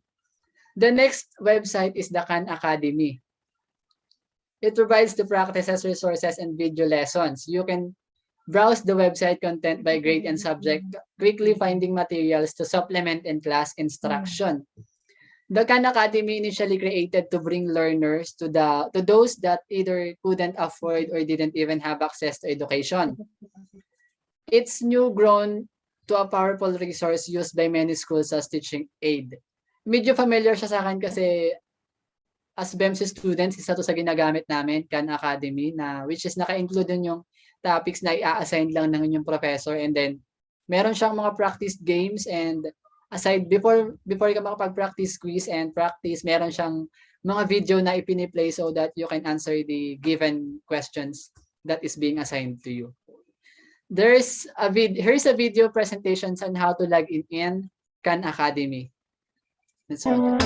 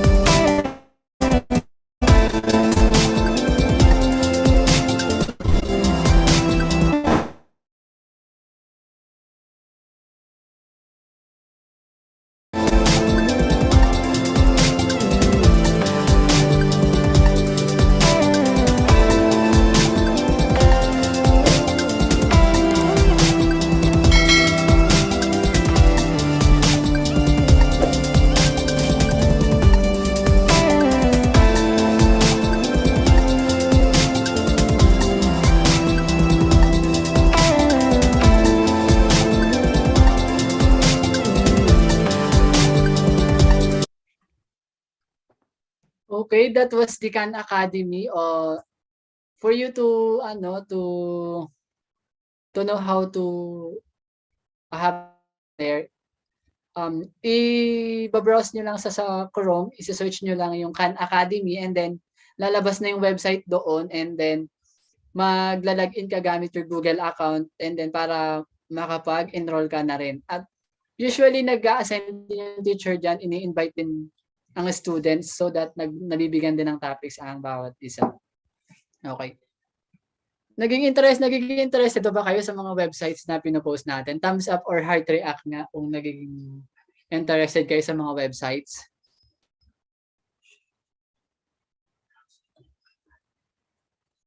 Okay, here are the additional websites that helps the students who are struggling learning mathematics. Wolfram AlphaMath, a tool that acts like a scientific calculator that shows each step to solving a given equation. Yung link ng Khan Academies nandun din sa comment section or sa chat box. And then yung link din ng Wolfram AlphaMath is nakikita din yung website dun sa chat box. Wolfram AlphaMath is a computational knowledge engine. Dun siya mas kilala. It is a website where you can search and calculate almost anything. It's similar to Google in that it has an answer to almost anything. Kung ano yung parang Google na rin siya, kung ano yung i-search mo sa kanya, halos binibigay na lang din niya talaga. It provides a detailed answer all of its own, a branch of interesting related trivia as part of the bargain. Nagkakaroon siya ng mga trivia, kumbaga nagiging interested siya doon sa mga topics. It is also given a specific answer as what you want. Example, when you're looking for the kind of rice, Wolfram lets you choose what rice it is, what kind of rice you're interested in, even the right amount of water you put to cook rice so the calculation is accurate and possible. Okay, the next website is the AAA Math or the AAA Math. It is online math practices resources, letting students easily access math questions ranging from counting to evaluating exponents of negative numbers.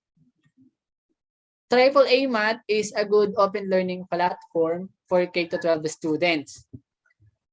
That is kung sino yung gusto matuto ng mathematics topics in a quick and easy fashion. It covers all topics of mathematics required by students. The platform allows them to learn, practice, and explore new things possible in any topic. It is a good mathematics resource for students who want to learn and practice their mathematical skills in a more easy and interactive manner. And then yung link ng website na AA Math and then yung Wolfram AlphaMath and lahat ng website is makikita mo dun sa comment sections kung kayo ay interested. Okay, now since tapos na tayo dun sa applications and websites, yung website is isa yun sa mga nakakatulong sa pagkatuto mo sa math. And then now let's proceed to the significance of math application and website in learning mathematics. The first significance is to increase the significance of online math applications and website is it increases student engagement with numeracy task and shifted their attitudes toward mathematics from general negative to positive and frequently enthusiastic. Okay, yung significance nun, so syempre ang bata is na-increase yung willingness niya to learn mathematics. Ito yung natutulong ng math applications and website.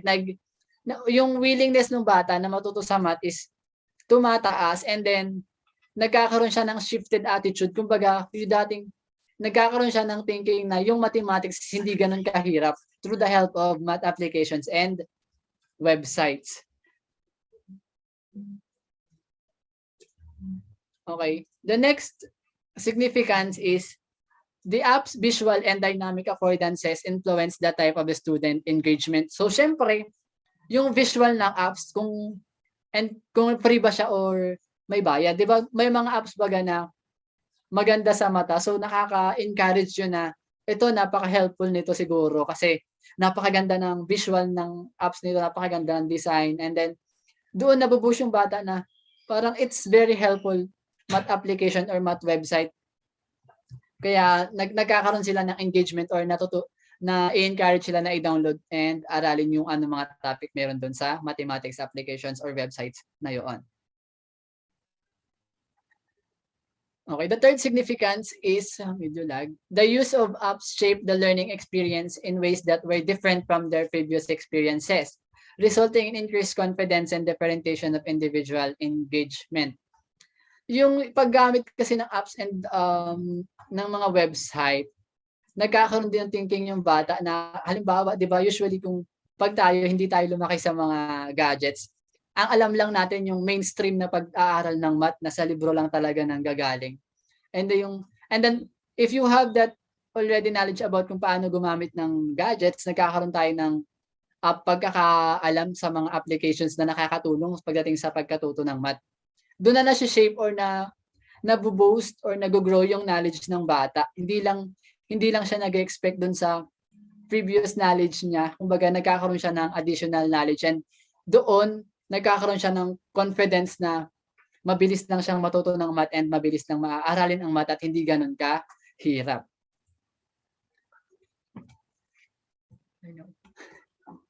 The next significance is the use of digital technologies in mathematics education provides new opportunities for students to engage with mathematical concept and process. Ayun na nga, ang sabi ko nga kanina, sa tulong ng mga digital technologies, nagkakaroon ng panibagong kaalaman yung bata, nagkakaroon ng panibagong oportunidad na matuto, hindi lang pagdating sa mathematics. Usually, pag mayroon digital ang technologies ng bata or mayroon na siyang mga cellphones, gadgets, ang laking aluan na ba pagka hindi na siya nahihirapan kasi kung may gusto siyang alamin sa isang bagay, not just in mathematics, pwede niya nang i-google or mag-search sa internet.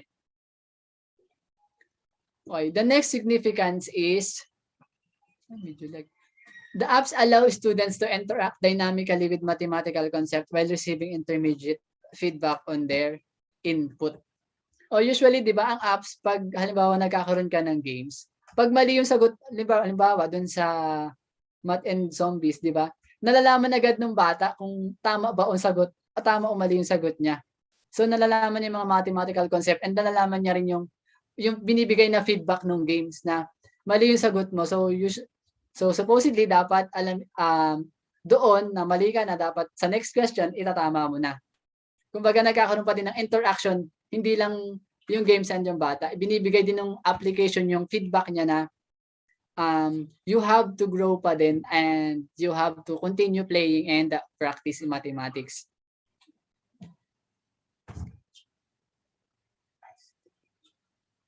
Okay, let's proceed now to the SDGs. SDGs sa quality education and learning mathematics. Quality education, quality education and learning mathematics. Okay, medyo delay. Pasensya na po. Medyo mahina internet. Quality education. Poverty should not be a barrier to learning, and learning should provide an escape from poverty. The number one SDG is no poverty. And ang saying dito or yung quotation niya is, poverty should not be a barrier to learning and learning should be provide an escape from poverty. Yes, of course. Ang poverty hindi pwedeng maging hindrance yan sa pagkakamit mo ng learners. Hindi siya pwedeng maging barrier. Of course, you should be, di ba, usually, ang poverty minsan ginagawa yung opportunity. Kailangan, ito yung maging lakas ko. Kailangan iangat ko yung sarili ko from here to there, di ba? May ganun siya. Yung, hindi pwedeng yung instinct mo is ganun pa rin kababa. Di ba? Kaya nga sabi nila, ang kasalanan, hindi mo kasalanan pinanganak kang mahirap. Pero kasalanan mo yung namatay ka ng mahirap. So meaning to say, wala ka pa rin ginawa sa sarili mo. Mahirap ka na, hindi ka umisip ng paraan, hindi ka nangarap. Ayun, namatay kang mahirap. So kasalanan mo na yun. Nasa sa atin na rin kung paano tayo mag-grow and makaka-escape from that poverty.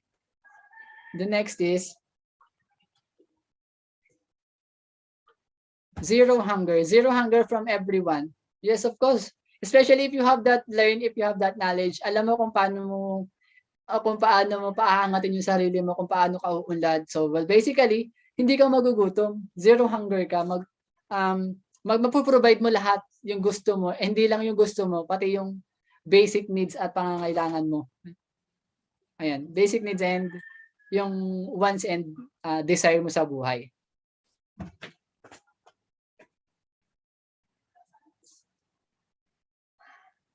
Okay, here are the references, and that's all about my presentations. Thank you so much. I hope you learned something from my presentations. Thank you. Thank you, Mr. Cañas, for an interesting and informative presentation. Your insights was exactly what we needed to hear. We really appreciate and the time you took to be just I'm so sorry. We really appreciate the time you took just to be part of this program. And now we will proceed to the question and answer portion or the open forum. If anyone has any questions, please unmute your microphone or comment your questions in the chat box. Thank you so much. So, bali po kanina may chat na po dito while Mr. Raven is discussing his topic. I'm so sorry. So, para po kay Miss Rain Wallace. I'm so sorry po kung na-pronounce ko ng mali yung name. Ang tanong niya po is, what did you notice about the mathematics applications and websites? Okay, thank you for that questions. Ang na-notice ko lang dun sa mga math applications and websites, though magkakaiba sila ng pangalan, magkakaiba sila ng tawag, and then may iba't iba silang ways kung paano ituturo o kung paano gagamitin si apps. Ang target pa rin niya is to help the students to learn mathematics, and kumbaga para sabihin sa bata na hindi ganun kahirap yung mathematics, hindi ganun ka-crucial na pag-aralan yung mathematics as long as ini-enjoy mo yung mathematics. So that was the very help of mathematics. Kumbaga binibigyan kanya ng knowledge and positive thinking na mathematics is hindi ganun kahirap aralin as long as you enjoy learning it. Thank you. I hope you answer your question. I answer your question. Okay, thank you so much po, Mr. Raven, sa inyong pagsagot sa katanungan ng ating participants. So, meron po dito sa ating chat box na nag-raise po ng questions niya. Ang sabi, how can you prove that those applications and websites are very helpful? Okay, how can approve? So basically, siguro pag na-download ng bata and napansin natin na yung bata nag-grow and maraming natutunan pagdating sa mathematics. 'Di ba? 'Di ba halimbawa, si bata hindi pa siya ganun ka knowledgeable about the application and the websites about mathematics. And then nung siguro na ituro ko to, nung sinabi ko na ay may gantong application, may gantong website, and then napansin ni bata at ginamit niya. And napansin natin na nag-develop yung kakayanan niya pagdating sa mathematics. So well, basically, doon napaprove natin na napaka-helpful nung mathematics applications and website na pinresent natin. Thank you so much.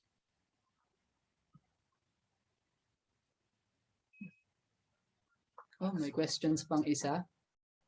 What? Okay, thank you so much po ulit for answering the question to all the participants out there. Next question, hindi po nauubusan ng katanungan ng ating participants. State that what do you think is the importance of applications and websites in learning mathematics? Okay, siguro the importance ng applications and websites, hindi lang siya nag-stay as app and as websites. Kumbaga binibigyan niya rin ng knowledge yung bata. Binibigyan niya ng kumpiyansa yung bata na hindi ganun kahirap ang mathematics, napakadali niyang aralin. And aside from that, binibigay niya kasi yung mga gusto ng bata. Yung sinesearch ng bata, binibigay niya. Kumbaga, mas napapadali yung trabaho ng bata, and at the same time, hindi lang napapadali yung trabaho, nabibigyan pa siya ng additional knowledge and additional information about sa kung ano yung gusto niyang matutunan pagdating sa mathematics. Maraming salamat. I hope I answer your question. May na ba? Ayan. Meron pa po bang gusto magtanong? Pinibigyan po namin ng 3 minutes pa yung mga nais magtanong. Yan guys, huwag na kayong mahiya. I-comment nyo na yung inyong mga questions sa ating chat box. Gayun din sa mga viewers natin sa YouTube. Go guys, comment nyo na yung questions. This is your opportunity. Don't miss it. Ayan. May nag-chat po. Wait lang. Yan, ayaw din daw po niya magpakilala. So, masyadong mahihayin yung mga participants natin. So, sabi po niya, do you agree that all these applications and websites are allowed to use during classes or learning mathematics? If your question is if I'm agree, of course, yes, kasi napaka-helpful ng mga applications and websites. Though hindi na, sa bagay, may kanya-kanya naman tayong instinct, may kanya-kanya tayong thoughts about the applications and websites. So, I think, agree ako dito kasi napaka-helpful na kasi niya. Hindi lang sa estudyante, kundi sa teacher din. Kasi aside from napapadali yung trabaho ng teachers, nagbibigay din ng information kung paano ituturo ng teachers dun sa bata. And at the same time, si bata mabilis natututo. Most especially paggamit ng apps and the websites. Kasi nga, doon kung ano yung gustong malaman ng bata when it comes to mathematics, binibigay agad ng websites and math applications. So, I agree with that. Applications and websites are allowed in class during classes. Thank you po. Thank you, Mr. Kanyas. May magtatanong pa po ba? Kung wala na po, thank you so much participants sa mga tanong ninyo at gayon din kay Mr. Kanyas for answering the following questions. Let us proceed to the next part of the program. I am calling Ms. Orogo for giving the certificate of appreciation.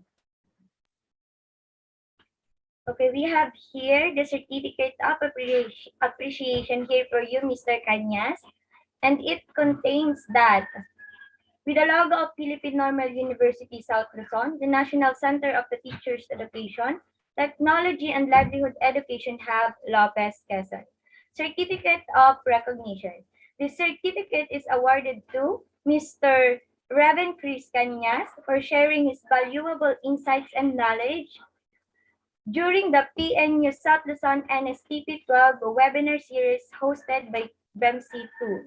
Given the 6th day of August 2022. Under by that, we have the signature of our NSTP coordinator, Ms. Siren C. Osenya, our Dean for Academics and DLE, Professor Amor F. Lunisa, and our NSTP 12 part-time faculty, Mr. Mark Joshua Hagisohas. Please accept it with our sincere thanks. Para po sa ating photo opportunity together with our resources speaker, Mr. Kanyas, I am encouraging all the participants to open their camera.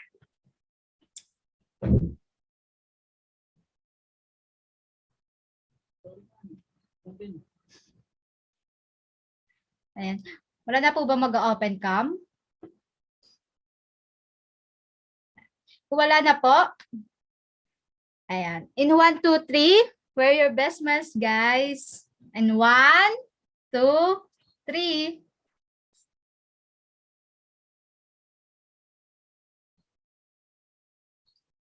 Okay na po. And, thank you so much, participants. For the closing remarks, I am calling Ms. Orogo to introduce our speaker there.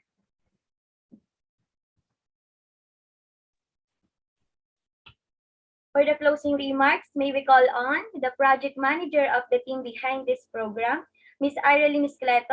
Let us give her a virtual round of applause. Thank you, Nika. To begin with, I'd like to thank everyone, the speakers for their excellent thought-provoking talks, the masters of ceremony for organizing and animating this session, to the technical team for keeping things under control and reasonably on time. And I would like to thank all the participants that here with us today. Most importantly, we want to express our gratitude to Mr. Joshua Hagasahos. This program would not have been a successful without your input, ideas, and discussion. Before we leave this room, I hope that the contacts made here will continue in the future because I am confident that they will be very beneficial. Again, I am 𝐸𝐭�0, the project manager of this team. Thank you. Okay, thank you so much, Miss 𝐸𝐭𝐿, for your remarkable thoughts at sa inyo pong team. Nelson Mandela once said, "It always appears impossible until it is done." Presentations are made awesome by audience like you. Your willingness to follow the rules and procedures outlined in this lecture with undivided attention demonstrate your dedication to our success. We sincerely appreciate everything you've done, guys. Once again, I am Nicawins Orogo. And I am Ina Danay Pera. We, the Masters of Ceremony, formally ended this webinar entitled Strategies for Teaching Students with Difficulties in Mathematics. Thank you so much.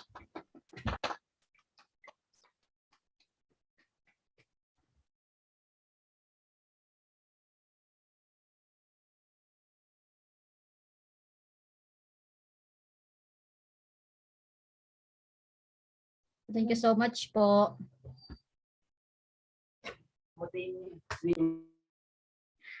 Ay, wait. Ay, wait lang. Wala.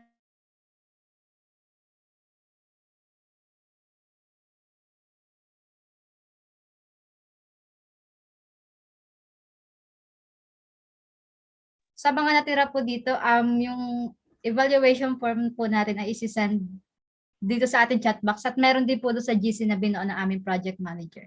Thank you so much po. Thank you so po. much po. Thank you everyone.